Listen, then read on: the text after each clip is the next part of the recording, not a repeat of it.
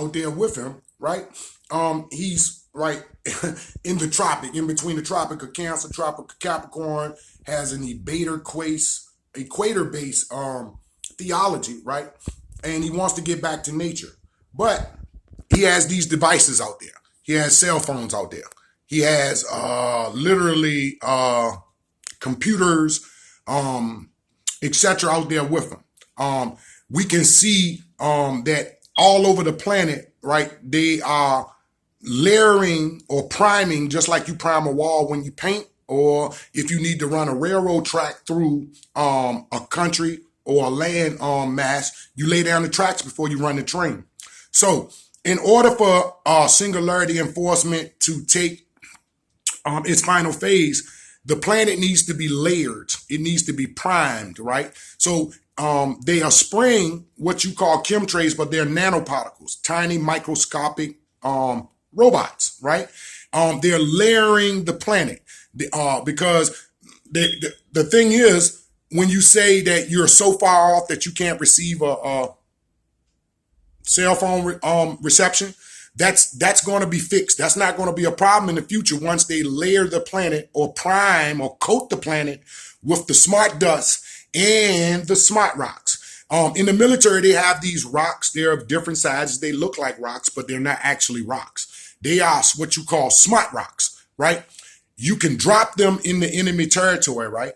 And then the rock begins to scan, right? Scan the territory, give audio, give video. They can see the movement of troops, the movement of trucks, all of this through smart dust compressed into what you call a rock. It looks like a rock, but it's not really a rock, right? So these things have been scattered on the 7 continents or throughout the whole globe.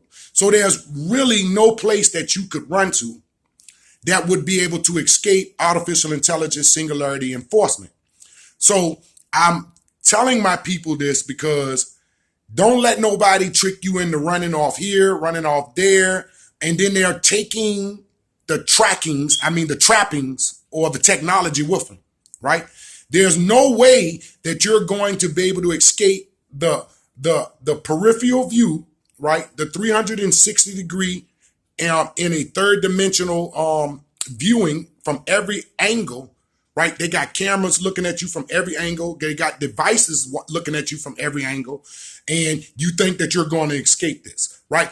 In order, right, for us to confront a weaponized device that's based on mathematics, you're going to have to fight it with mathematics. Just like no organized people can be defeated by an unorganized people. I'm going to say that again. No unorganized people can defeat an organized people. So it would be safe to say that no people that is not rooted, a people that is not rooted in mathematical coding and formulae could defeat an enemy that is rooted in mathematical logic and formulae, right? So you're not just fighting a human anymore, right? You are fighting artificial intelligence that writes its own programming, that writes its own coding, right? Independent of its maker, the human. I'm going to say that again. Independent of the maker, the human, the artificial intelligence is a sentient being aware of itself, can write its own codes, can write its own program, and create a code that the human cannot even decipher to see what it is doing now. Such it is with the photon, nature boy. You cannot tell me where it is now, right? And I don't care what frequency you get on. I don't care what wave that you say you on.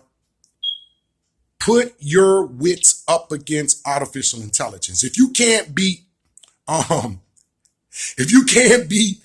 young Pharaoh in chess, I know you can't even fuck with the artificial intelligence. So this is my point to all of the spiritualists, the religious people.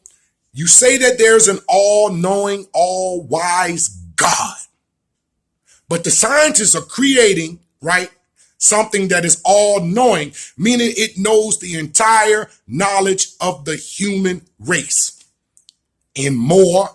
And it's increasing, right? It's increasing in intelligence that has literally surpassed humanity's knowledge 100,000 years or more, right? So we're going to need your gods. We're going to need your netters. We're going to need your Elohims. We're going to need your Anunnakis to show up to save your ass, because this is where the rubber meets the road, right? And the fake gets separated from the real, right? And the conscious and the educated get separated from those who are not educated, because this is a fight, not only of physical might, but this is a fight of knowing, right? The day of faking the funk is over, because artificial singularity intelligence is in the room, the elephant in the room. So family, do your due diligence and your research on artificial intelligence, right?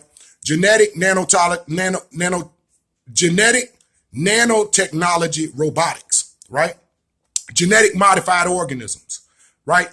Artificial intelligence, Alexis, Siri, all of these different components are being weaved and sewn together into a singularity, right?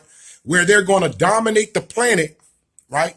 Controlling land, air, and water, which is an acronym for law.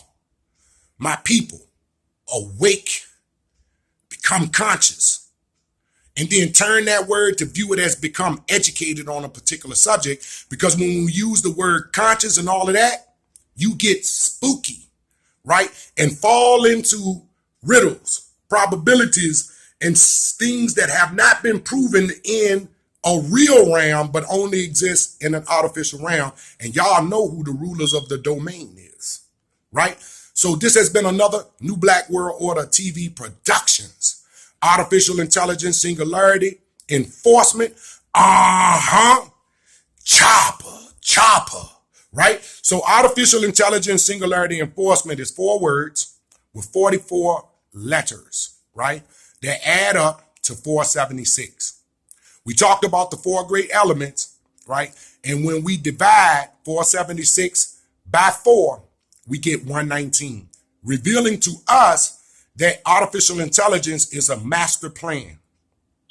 It is the all-seeing eye, right?